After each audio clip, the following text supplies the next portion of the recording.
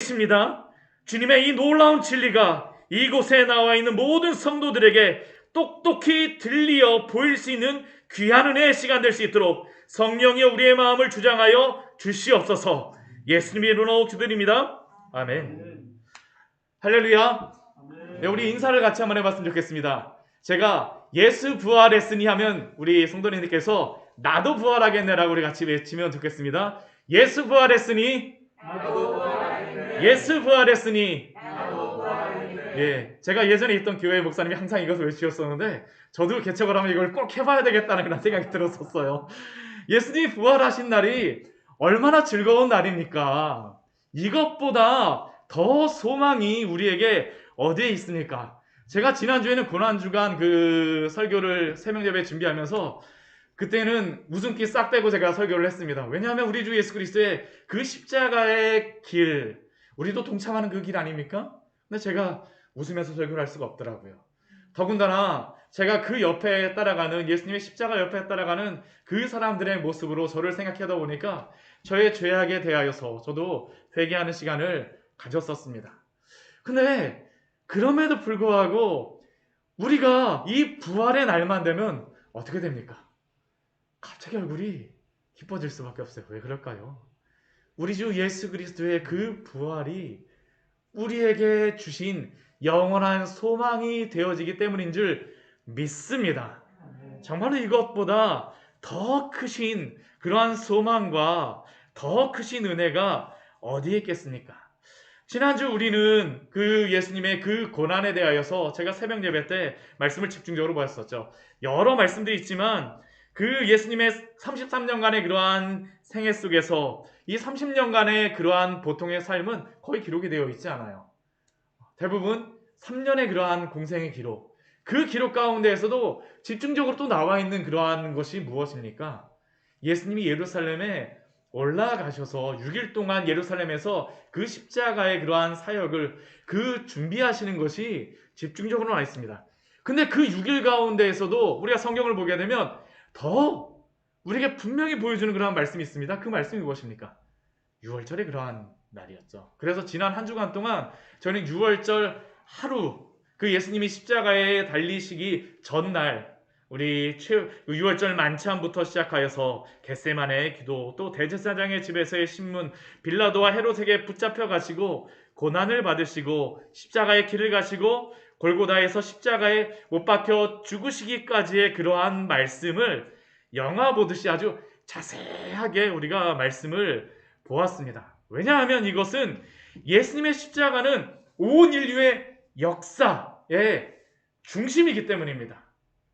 또한 예수님의 이 십자가는 하나님의 그 구원 계획의 중심입니다.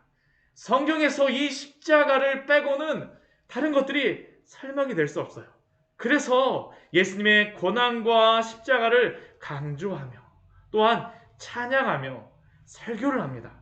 그런데 우리가 예수님의 십자가의 사역만큼 중요하게 고려해야 될 것이 있습니다. 그게 무엇일까요? 예수님의 부활입니다. 예수님의 구원의 모든 사역은 부활을 통하여서 완성이 되었습니다. 그러나 우리가 교회에 와서 말씀을 들을 때에 우리가 그 예수님의 부활에 대하여서 그렇게 크게 강조하지 못하고 많이 말씀을 듣지 못해요. 예수님의 사역의 한 가지의 부차적인 사역으로 우리가 또한 생각하기도 합니다. 그러나 그렇지 않습니다. 우리가 말씀을 잘 보게 되면요, 부활은 복음의 핵심이요 또한 복음의 중심에 있음을 우리는 분명히 기억해야 됩니다. 이것을 우리가 알 수 있는 그러한 것이 있어요. 무엇이냐면 우리가 사도행전 말씀을 보게 되면 사도들이 그 복음을 전할 때에 십자가의 증인이라고 말하지 않아요. 그들이 고난의 증인이라고 그들이 말하지 않습니다. 그들이 자신에 대해서 무엇이라고 소개할까요? 부활의 증인이다라고 그들은 고백합니다. 이 예수를 하나님이 살리신지라 우리가 다 이 일의 증인이로다. 이게 바로 베드로가 첫 번째 하였던 그러한 설교입니다. 부활의 증인으로 그들은 자신들을 고백하고 그들의 신앙을 고백하기를 항상 그들은 애썼습니다. 그 이후에 우리 3장 15절 말씀도 보면 생명의 주를 죽였도다. 그러나 하나님이 죽은 자 가운데서 그를 살리셨으니 우리가 이 일의 증인이라. 무엇이라고 말씀합니까? 사도들은 자신들이 예수님의 부활의 증인이라고 말하고 있어요. 부활의 증인. 부활의 증인. 왜냐하면 사도들은 십자가뿐만 아니라 부활이 바로 무엇입니까? 복음의 중심이요 핵심이며 복음을 완성시키는 것이라는 것을 분명히 알았기 때문입니다. 무덤에 계신 예수님, 죽어있는 예수님의 소식은 기쁜 소식이 될 수가 없어요. 그렇지 않습니까? 오늘 말씀은 우리가 보았던 말씀, 그래서 이 예수님의 부활에 대하여서 우리에게 보여줍니다.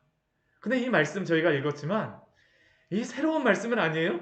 그냥 사실을 팩트대로 그냥 쭉쭉쭉쭉 그냥 말씀하고 있습니다.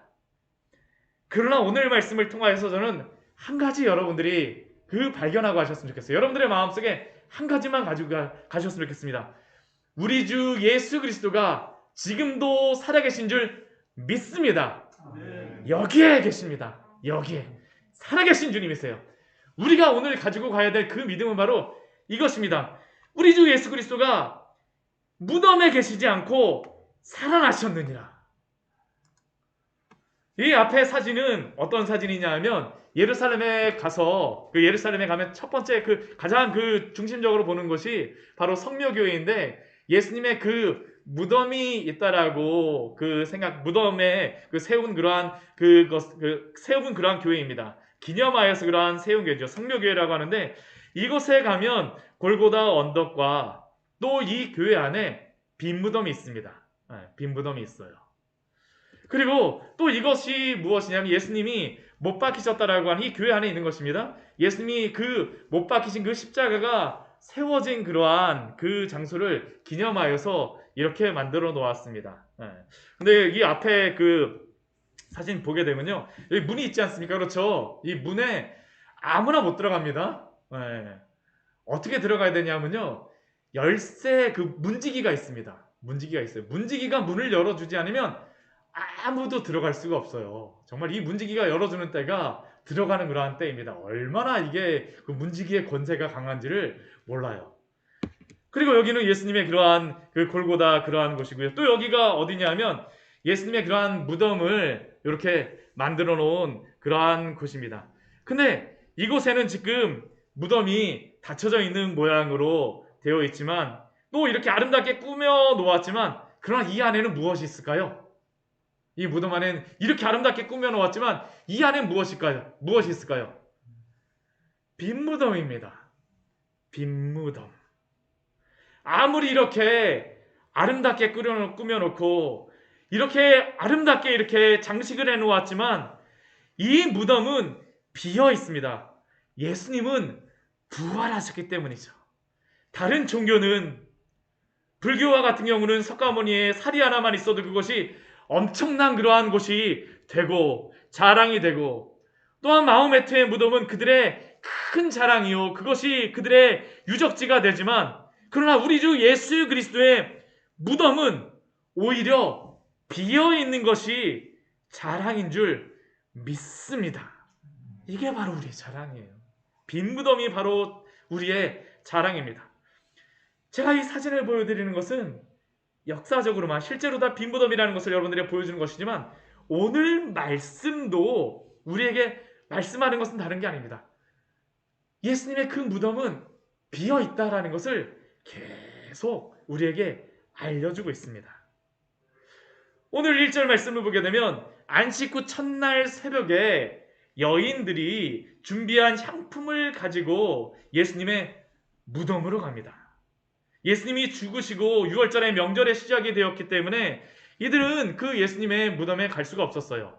안식일을 보내고 난 다음에 안식 후 첫날, 안식 후 첫날이 무슨 요일일까요? 주일입니다. 주일이에요. 주일입니다. 그래서 우리가 안식일을 지키는 것이 아니라 우리는 어떤 날을 지킵니까?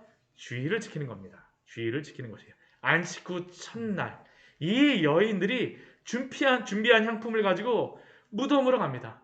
어떤 무덤입니까? 예수님의 그러한 무덤이죠. 예수님의 시체가 있는 그곳에 준비한 향품을 가지고 바르기 위해서 가고 있습니다. 그런데 그들이 이곳에 갈 때 누가복음 말씀에는 나오지 않지만 마가복음 16장 3절 말씀을 보면 그녀들의 그런 걱정이 있었어요. 그곳을 막 열심히 가면서도 서로 간에 막 고민을 하면서 갑니다. 무엇이라고 고민하면서 가냐 하면 누가 우리를 위하여 무덤 문에서 돌을 굴려주리요. 왜냐하면 이스라엘의 무덤은 앞에 있는 사진과 같이 되어 있기 때문이에요. 그냥 우리와 같이 이렇게 흙으로 덮는 그런 무덤이 아니라 돌로 파놓은 그런 굴에 그 시체를 넣어놓고 돌로 다 이렇게 막아놓은 무덤입니다. 여인들이 굴릴 수가 없어요. 함부로 굴릴 수가 없습니다.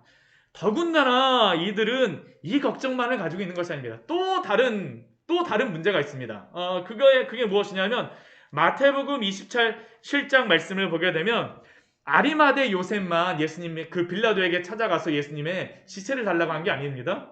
누구도 빌라도에게 그 뒤에 찾아가냐 하면 대제사장들과 바리새인들도 빌라도에게 찾아갑니다.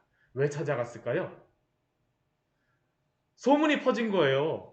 예수님이 부활하신다라는 그 소문을 이들도 들었던 겁니다. 그러니까 이 사람들이 이 예수님이 부활하시는 그러한 것들을 막기 위해서 누군가 혹시 그 시체를 훔쳐가 갖고 부활했다라고 그 소문을 퍼뜨릴까봐 우리가 그곳에다가 병사들을 세울 수 있도록 아니면 당신이 병사들을 세워주십시오라고 부탁을 합니다. 부탁을 해요. 그러니까 그 앞에는 누가 있을까요? 경비병들이 있는 겁니다. 경비병들이 있어요. 이 여인들이 지금 무덤 문을 굴리는 것도 중요하지만 사실은 무덤까지 갈 수도 없습니다. 누가 있기 때문에요.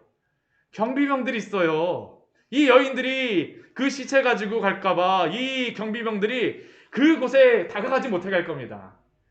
2중 3중으로 여기는 예수님의 무덤은 지금 감추어져 있고 막혀져 있는 겁니다. 봉인되어 있어요. 그렇게 이 여인들이 가서 예수님의 무덤을 열고 그 무덤 안에 있는 예수님의 시체에 향품을 바른다라는 것은 불가능한 일입니다. 0%입니다. 0%. 할 수가 없어요. 그런데도 이 여인들은 예수님의 시체에 향품을 바르겠다라고 가는 거죠. 이 여인들의 마음이 어떤 마음일까요? 이때 예수님을 사랑하는 마음이에요. 예수님을 얼마나 아끼고 사랑하는지 할 수만 있으면 조금이라도 기회만 있으면 한번 해봐야 되겠다라는 것이 이 여인들의 마음이죠. 아주 마음이 바쁩니다. 안 씻고 첫날 새벽부터 막 뛰어서 가는 것이죠. 그런데 우리는 여기서 한 가지 재미있는 사실을 발견할 수 있습니다. 그게 무엇이냐면 이 여인들은 이렇게 향품을 준비하여서 가고 있지만 예수님의 부활은 믿지 않는다라는 겁니다. 믿지 못하고 있어요. 그 증거가 무엇입니까? 예수님의 시체에 바르기 위하여서 향품을 가지고 가고 있는 게 바로 증거죠. 그렇다고 해서 이 여인들이 믿음이 없는 여인들이 아닙니다. 그렇게 우리는 말할 수 없습니다. 우리가 누가복음 8장 우리 3절 말씀서부터 보게 되면 이 여인들이 헤롯의 청지기 구사의 아내 요한나와 수사나와 다른 여자들 하면서 나오면서 그 여인들은 무엇을 하냐면 예수님의 갈릴리 초창기서부터 시작해갖고 자기들의 소유로 예수님과 제자들을 섬겼던 여인들입니다. 그림자와 같이 예수님 옆에서 따라다니면서 섬기는 여인.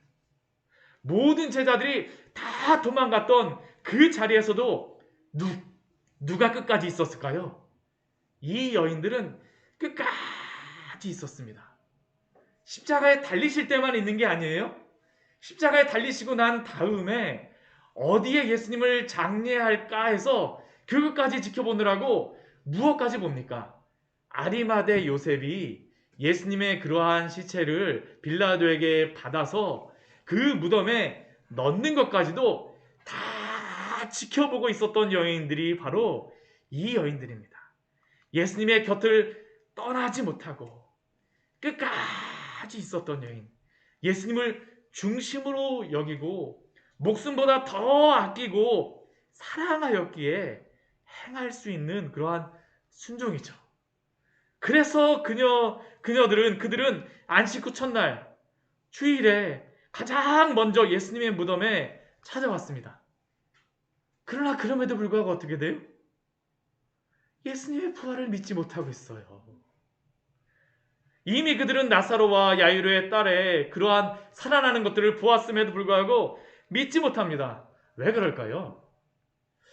예수님이 살아계시다라고 하면 다른 사람들을 살리는 것은 가능할지 모르지만 무덤에 계시는 예수님께서 스스로 부활하시는 것은 불가능하다라고 그녀들은 생각하였기 때문입니다.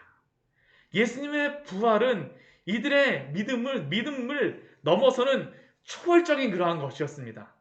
모든 사람들의 상식과 생각을 넘어서는 것이라는 것을 우리에게 말씀해 주는 겁니다. 오늘 말씀은 이것을 보여줘요. 이 여인을 통해서. 누구도 예수님의 부활을 믿을 수 없다라는 게 바로 오늘 말씀에 보여주는 그러한 거죠. 오늘도 동일하지 않습니까? 많은 사람들은 예수님의 부활을 믿지 않습니다. 어떻게 그러한 일들이 있을 수 있냐라는 것이 바로 이 세상의 사람들의 생각이죠. 며칠 전에 우리 신희경 선생님이 예수는 역사다라는 그러한 영화 말씀하셨는데 그 내용이 무엇입니까? 예수님이 부활하지 않았다라는 것을 증명하기 위해서 애쓰는 그러한 사람의 그러한 그 노력이 바로 그 영화에 들어가 있잖아요. 그 사람뿐만이 아닙니다. 2000년 동안 많은 사람들이 예수님의 부활이 가짜다라는 것을, 허구라는 것을 증명하기 위해서 얼마나 노력을 했는지 모릅니다. 심지어는 신학자들까지도 노력을 했어요. 자유주의 신학자들. 왜 그러냐 하면 그 사람들은 처음에는 좋은 마음이었습니다. 예수님의 이러한 것들을 하게 되면 이성을 가진 그러한 사람들은 믿을 수가 없어. 그러니까 예수님의 부활이 허구라는 것을 알려주고 나서 이 말씀은 제하여버리고 예수님이 대신에 정말로 하신 것들만 찾아내자. 그래서 그들은 그 좋은 마음에 예수님의 부활이 허구다라는 것을 증명하고자 했죠. 이러한 행동은 2000년 전 그리고 무덤으로 달려가던 이 여인들도 가졌던 그러한 마음이라는 것을 오늘 말씀은 그런데 우리에게 보여주고 있어요. 보여주고 있습니다. 아무리 예수님이라도 부활은 힘들어. 불가능해. 우리가 가서 그러니까 예수님의 시체를 향품으로 잘 섬겨야지. 이것이 그녀들이 가진 생각이죠. 그러나 그들이 그곳에 가서 발견한 것은 돌이 무덤에서 굴려져서 옮겨진 모습이었습니다. 그녀들은 돌이 어떻게 움직일지 걱정하며 갔는데 막혀 있어야 했던 그 큰 돌은, 그리고 예수님의 무덤을 지키고 있어야 했던 그 경비병들은 모두 사라지고 없었습니다.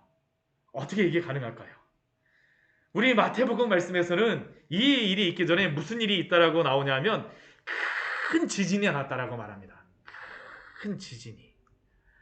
예수님이 죽으실 때에도 큰 지진이 있었는데 예수님이 부활하실 때에도 어떤 일이 있었던 겁니까?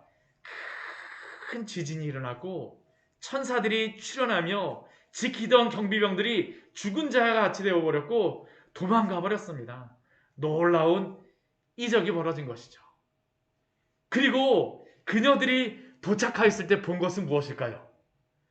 바로 굴려진 돌만을 발견하였습니다. 발견하였어요.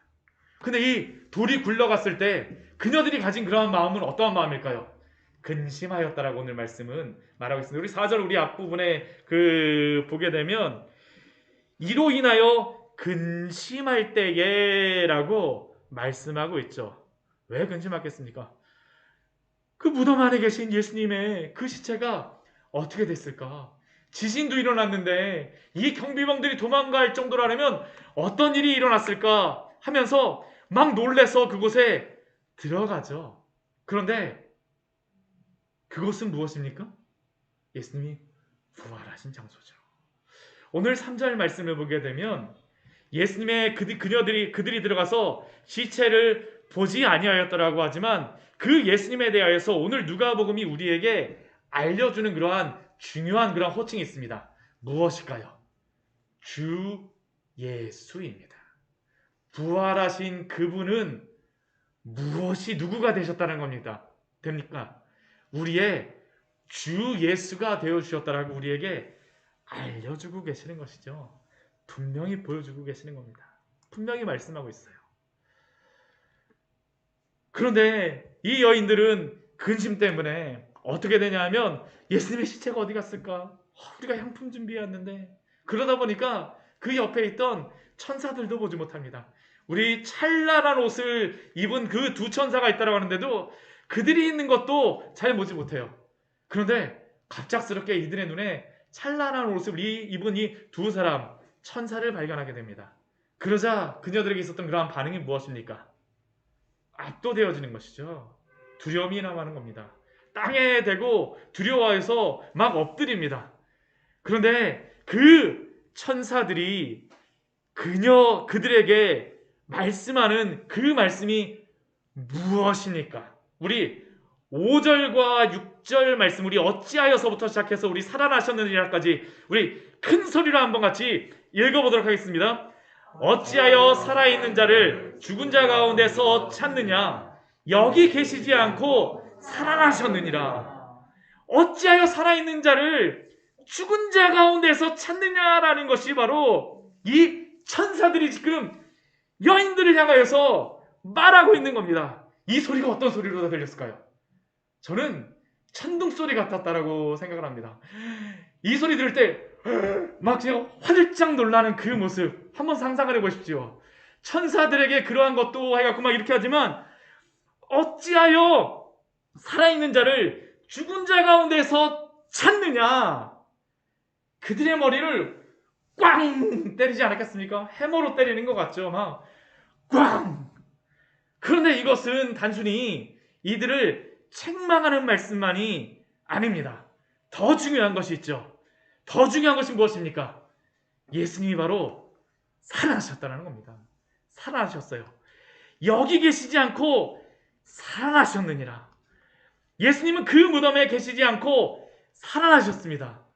예수님은 죽으신 분이 아니라 살아나신 분, 부활하신 분이라는 것이 바로 이 천사들이 그들에게, 이 여인들에게 전하고자 하는 기쁜 소식입니다.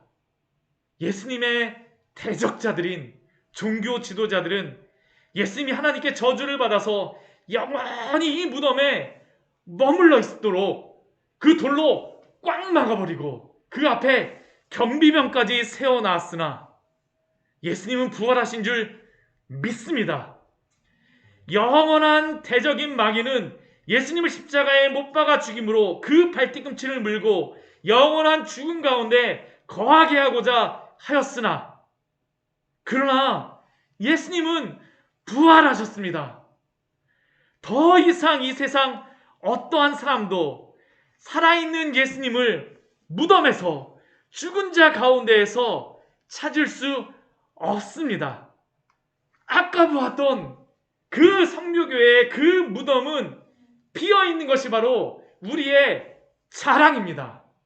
2000년 동안 다녀갔던 그 순례객 중 누구라도 그곳에서 예수님의 시체를 볼 수가 없었습니다. 볼 수가 없어요. 저도 거기에 가서 그 예수님의 그 무덤이라고 하는 데 가서 한번 보고 싶어갖고 제가 얼마나 많이 노력을 했는지 모릅니다. 근데 거기 가게 되면요, 얼마나 많은 사람들이 줄을 서 있는지 모릅니다. 막 몇 시간 동안 줄을 서야 되니까 제가 갔다가 어느 날은 제가 한번 이렇게 줄을 한번 중간까지 서 있다가 들었던 생각이 뭐였냐면 예수님 부활하셨는데 내가 꼭 이것까지 봐야 되나라는 그런 생각이 들더라고요. 네. 예수님 부활하셨어요.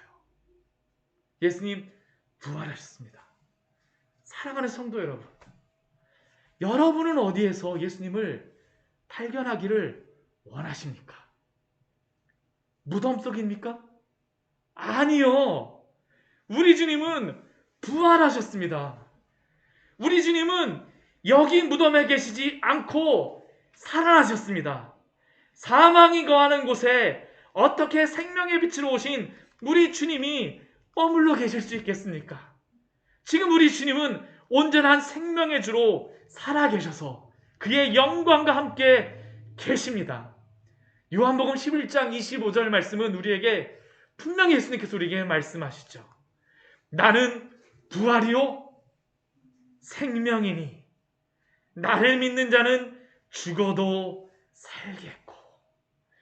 부활이요 생명이신 우리 주님은 죽은 나사로를 살리셨을 뿐만 아니라 또한 스스로의 능력으로 부활하셨습니다.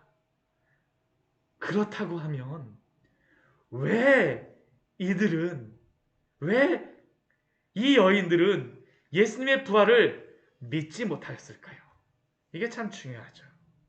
오늘 천사들을 통하여서 우리에게 굉장히 중요한 것을 우리에게 알려줍니다.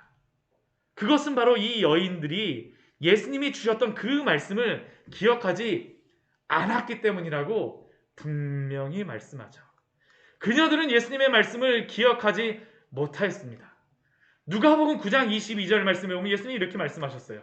이르시되 인자가 많은 고난을 받고 장로들과 대제사장들과 서기관들에게 버림받아 죽임을 당하고 제3일에 살아나야 하리라 하시고, 또한 누가복음 9장 44절 말씀에도 이 말을 너희 귀에 담아두라. 인자가 장차 사람들의 손에 넘겨지리라 하시되, 또한 누가복음 18장 32절 말씀에도 인자가 이방인들에게 넘겨져 희롱을 당하고 능욕을 당하고 침뱉음을 당하겠으며 그들은 채찍질하고 그를 죽일 것이나 그는 3일 만에 살아나리라 하시되.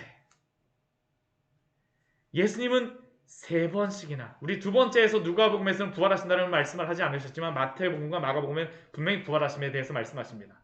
3번씩이나 자신이 고난을 당하시고 십자가에 못 박히시고 부활하실 것을 말씀하셨습니다.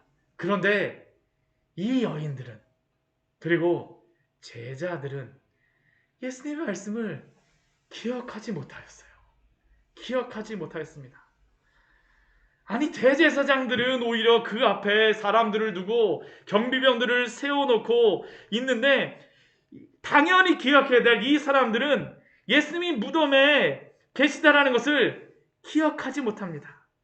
이들은 그것을 그만 잊어버린 것입니다. 그리고 오늘 천사들은 이 아침에 하나님이 천사들을 통하여서, 아니 예수님께서 천사들을 그곳에 있게 함으로 말미암아 이 여인들에게 예수님이 부활하셨다라는 것을 알려주시고 바로 예수님이 말씀하신 이 말씀들을 이들에게 기억하게 하시는 겁니다. 그러자 이들에게 발생한 것이 무엇일까요? 우리 8절 말씀이죠. 그들이 예수의 말씀을 기억하고. 이것은 오늘날도 동일합니다. 오늘날도 동일해요. 성경에서는 끊임없이 예수님의 부활에 대하여서 말씀합니다. 그러나 사람들은 이 말씀을 역사적인 사실로서, 실제로 일어난 사실로서 믿지 않습니다. 대부분 무엇으로 생각할까요? 2000년 전에 있었던 옛날 이야기, 성경 안에만 있는 이야기, 그냥 허구적인 것. 예수님의 부활은 오직 믿음으로만 받아들일 수 있다라고 그들은 생각합니다. 그런데 오늘 말씀 그렇지 않아요. 현대인들이 가지게 된 이 믿음에 대한 큰 병폐가 바로 이것인데, 믿음은 믿음으로 가져야지 우리의 이성으로는 도저히 이해할 수 없고 그렇게 알 수도 없다라고 말하는데, 오늘 말씀은 그렇지 않습니다. 오늘 말씀은 우리의 이성으로 우리에게 분명히 이것이 사실이라는 것을 알려주고 있습니다. 예수님의 부활에 대하여 오직 믿음의 영역에서만 우리의 이성적인 모든 생각과 판단을 다 버리고 별나라에서 일어나는 것인 양 맹목적으로 믿는 것이 부활에 대한 믿음이 아닙니다. 예수님의 부활의 말씀이 나올 때 지진이 나오고 천사가 나오고 부활을 말씀하기에 이것이 좀 기적적인 거야. 지금 어떻게 이런 게 있을 수 있어? 아니요. 오늘 말씀 보십시오. 그 시대의 천사를 보면서도 이 여인들이 천사를 보았습니다. 지진도 경험했어요. 텅 빈 무덤을 보았습니다. 예수님을 3년 동안 따라다녔습니다. 직접 보았습니다. 근데 이 여인들이 어떻습니까? 부활에 대하여 믿지 못해요. 왜 그렇겠습니까? 예수님의 부활의 역사성을 증명해 주는 것입니다. 오히려 이것이 증명해 주는 것이에요. 이 여인조차 믿지 못하였던 이것이 무엇이라는 겁니까? 부활이 사실이라는 것입니다. 사실이라는 것이요. 이 여인들에게도 이것은 너무나도 초월적인 것처럼 보였다는 것이죠. 그런데 부활은 무엇이라는 겁니까? 사실이라는 겁니다. 사실이라는 것이에요. 천사를 통하여 주시는 말씀, 이미 예수님의 부활의 말씀은 그들에게 말씀하여 주셨습니다. 그리고 말씀하신 그 사실대로 바로 오늘 안식 후 첫날 예수님이 자신의 말씀에 따라서 부활하셨습니다. 오늘 우리에게도 동일하죠. 우리 예수님께서 우리 누가복음 16장 말씀에서 부자와 나사로의 비유의 말씀 기억하시나요? 그 말씀 기억하세요? 부자가 예수님께서 그 비유로다 말씀해 주시지만 그 부자가 아브라함에게 부탁하는 그 부탁이 있었습니다. 무슨 부탁이었습니까? 아브라함이요, 저 나사로를 살아나게 해갖고 그 땅으로 보내주세요. 그러면 내 동생들과 내 가족들이 다 믿을 것입니다. 다 믿을 것이에요. 그러나 예수님께서 그 비유의 말씀을 통하여서 분명히 말씀해 주시는 것이 무엇입니까? 그렇지 아니하니라. 아버지 모세와 선지자들에게 듣지 아니하면 비록 죽은 자 가운데서 살아나는 자가 있을지라도 권함을 받지 아니하리라 라고 우리 예수님께서 말씀하여 주십니다. 그리고 이것은 오늘 우리에게도 동일합니다. 예수님의 부활의 역사성과 사실성을 오늘 부족하지만 저의 입술을 통하여서 어떻게 해주십니까? 전하게 해주세요. 그리고 또 오늘 말씀을 통해서 어떻게 합니까? 우리에게 똑똑히 보여주십니다. 예수님은 부활하셨습니다. 예수님을 죽은 자 가운데서 찾지 마십시오. 예수님은 무덤에 계시지 않고 살아나셨습니다. 우리는 이것을 동일하게 우리에게 주신 이 말씀 속에서 볼 수 있고 알 수 있고 믿을 수 있습니다. 이게 오늘 말씀의 중요한 것입니다. 사실입니다. 사실이에요. 사실입니다. 그러나 이 여인들이 이러한 예수님이 부활하셨다는 소식을 직접 듣고 나서 이걸 알고 나니까 어떻게 될까요? 마음이 급해집니다. 나만 알면 안 되지. 내 주변 사람들에게 알려야지. 누구한테 먼저 달려갈까요? 사도들에게 달려가는 겁니다. 11사도들. 가룟 유다는 죽었으니까요. 막 달려갑니다. 헐레벌떡 막 달려가요. 여기에 달려가는 여인들의 이름이 나오고 있습니다. 누구입니까? 우리 10절 말씀에 보게 되면 막달라 마리아, 요한나, 야곱의 모친 마리아, 또 그들과 함께한 다른 여자들도 이것을 사도들에게 달려가서 알려주었다라고 이야기합니다. 근데 재미있는 것은 무엇이냐면요, 우리 누가복음 말씀해 보게 되면 누가 나와 있습니까? 막달라 마리아, 요한나, 야고보의 모친 마리아가 나와 있는데, 마태복음과 마가복음 말씀 보게 되면요, 똑같은 여인들일까요? 이름이 조금씩 달라요. 그래서 어떤 사람들은, 부활을 믿지 않는 사람들은 이 이름이 써진 것을 가지고 뭐냐면, 에이, 마태가 이거 그냥 생각나는 이름 그냥 썼던 거고, 마가가 생각나는 그 이름 썼던 거고, 누가가 생각나는 알고 있는 이름 그냥 썼던 거야. 이것은 예수님의 부활은 거짓이야 라는 게 예수님의 부활을 부정하고자 하는 사람들의 그러한 증거로 삼았습니다. 그런데 왜 여기에 이들의 이름을 기록하고 있을까요? 사실이기 때문입니다. 우리는 지금 이들에게 달려가서 확인할 수 없지만 2000년 전 이 여인들, 막달라 마리아, 요한나, 야고보의 모친 마리아 어땠을까요? 살아 있었어요. 궁금하면 직접 찾아가 보라는 겁니다. 찾아가 봐. 이거를 또 우리 기록한 그러한 말씀이 어디 있을까요? 우리 고린도전서 말씀에 우리 나와 있죠. 우리 고린도전서 우리 15장 5절서부터 우리 8절까지의 말씀을 보게 되면 우리 이 말씀 한번 같이 한번 찾아보도록 할까요? 우리 고린도전서 우리 15장 우리 고린도전서 15장은 이렇게 한번 오늘 말씀과 함께 이렇게 딱 좀 표시를 해놓고 있으십시오.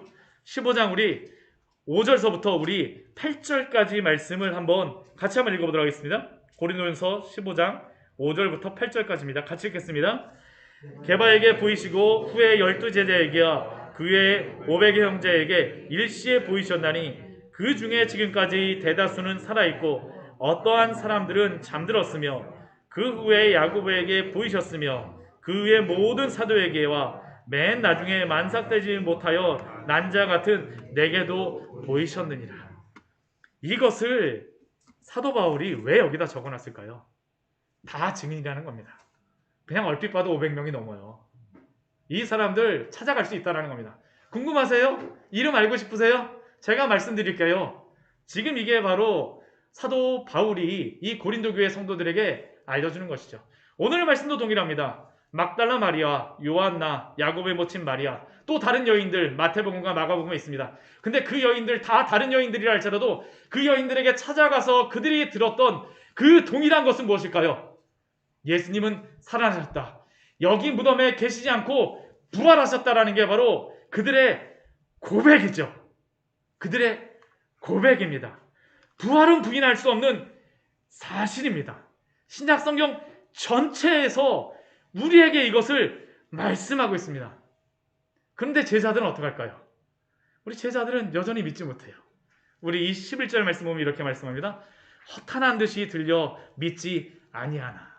이 시대에는 여인들은 증인으로 세우지 않았습니다. 이 여인들이 지진나고 막 두려우니까 막 놀랬나 보다. 그게 바로 이 제자들의 생각이었던 거죠. 허탄한 듯이 들려 믿지 아니하나.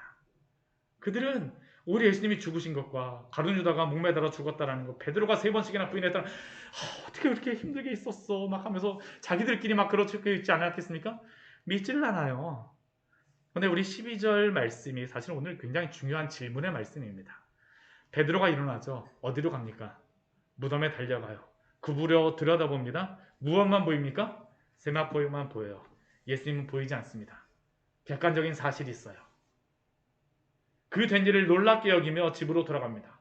베드로가 무엇을 놀랍게 여겼는지 모릅니다.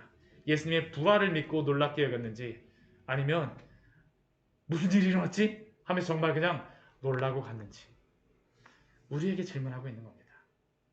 오늘 말씀은 분명히 무엇이라고 말씀합니까? 예수님이 부활하셨어요. 여기 계시지 않고 살아나셨습니다. 우리에게 말씀하고 있어요. 우리에게 질문하고 있습니다. 그렇다면 오늘 말씀을 통하여서 예수님이 또한 오늘 말씀이 우리에게 주시는 이 부활에 대한 메시지가 무엇일까요? 첫째는 예수님의 무덤은 결코 사람의 상상한 그 어떤 것이 아니라 예수님의 부활은 결코 그 사람들이 상상한 어떠한 마음속의 생각이 아니라 역사 속에서 분명한 일어난 사실이라는 것을 믿으시기 바랍니다. 지금까지 우리가 말씀에서 본 것과 같이 이들은 모두 예수님의 부활을 믿지 못하였습니다. 심지어는 예수님을 따라다니며 공개하였던 그 여인조차도 제자들도 역시 믿지 못하였습니다. 그런데 오늘 말씀을 통해서 믿지 못하는 제자들을 통하여서 우리에게 분명히 보여주시는 것은 무엇입니까? 예수님이 부활하셨다는 것이죠. 부활하셨다는 겁니다. 여기 계시지 않고 살아나셨느니라. 여인들의 마음속의 상상의 산물이거나 제자들의 마음속에서의 상상의 산물이 아니라 분명히 이들은 부활하신 예수님을 보고 역사 속에서 보고 그들은 증인이 되었습니다. 이게 바로 성경이 우리에게 말씀하여 주는 놀라운 것이죠. 예수님의 빈 무덤이 예수님의 부활의 첫 번째 증거입니다. 둘째, 오늘 예수님의 빈 무덤은 예수님이 분명히 육체로 부활하셨음을 우리에게 알려주고 있습니다. 예수님의 시체가 그 무덤에 있지 않았습니다. 우리가 계속적으로 누가복음 말씀을 통해서 보았던 것 같이 사두개인은 부활을 믿지 않는 사람들입니다. 죽으면 육체도 영혼도 다 사라진다라고 생각합니다. 다 멸절된다라고 생각을 해요. 그 사두개인들의 생각이었었죠. 헬라인들은 어떠한 생각을 가지고 있었을까요? 영혼만 불멸한다라고 생각을 했습니다. 그리고 오늘날 많은 그러한 종교들에서는 무엇을 이야기합니까? 윤회를 얘기하죠. 윤회를 이야기해요. 그러나 성경은 오늘 예수님을 통하여서 몸의 부활을 오늘 우리에게 알려주는 줄 믿습니다. 성경은 부활을 말씀합니다. 멸절도 아니고요. 영혼만 그 불멸성을 가지는 것도 아니고, 또한 그렇다고 윤회를 하는 것이 아니라 몸의 부활이 바로 성경이 우리에게 말씀하여 주는 것이죠.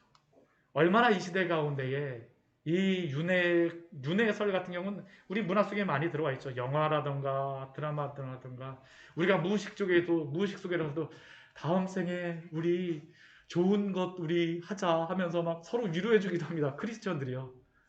아닙니다. 아니에요. 몸의 부활입니다. 몸의 부활. 분명히 몸의 부활을 예수님을 통하여서 우리에게 보여주시죠. 셋째로 부활은 죽음에 대하여서 다른 가치관을 가질 것을 우리에게 요구하고 있습니다. 오늘 여인들은 예수님의 무덤에 가서 시체를 보고 향품을 바를 것을 기대하며 그곳에 가죠.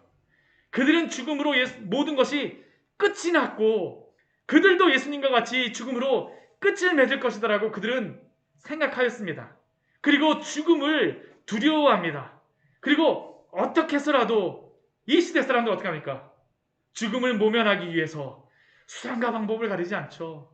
몸에 좋다고 하는 것들 다 찾아다니면서 먹으려고 하고, 뭐 어디 진시황제뿐입니까? 불로장생의 명약 나온다라면 무엇이 좋더라 하면 그냥 그 방송이 하나 나오고 나면 다 매진, 절판.